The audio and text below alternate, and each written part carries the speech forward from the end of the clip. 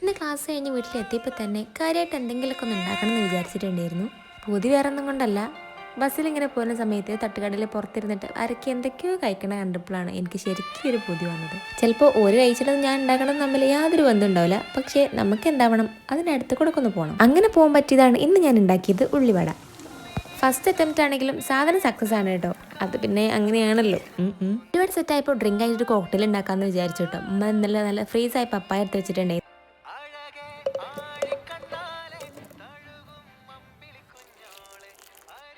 അങ്ങനെ നമ്മുടെ cocktail ready.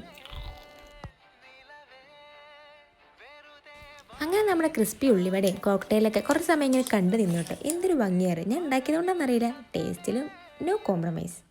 വേറെ ആരോ കഴിക്കണുണ്ട് കൊതി കൂടിയതാണെങ്കിലും ഞാനും ഉണ്ടാക്കിയല്ലോ എന്നുള്ളതാണ് കേട്ടോ ഇത് കഴിക്കുമ്പോൾ ഞാൻ ആലോചിച്ച്. അപ്പോൾ എത്രേ ഉള്ളൂ. Bye bye.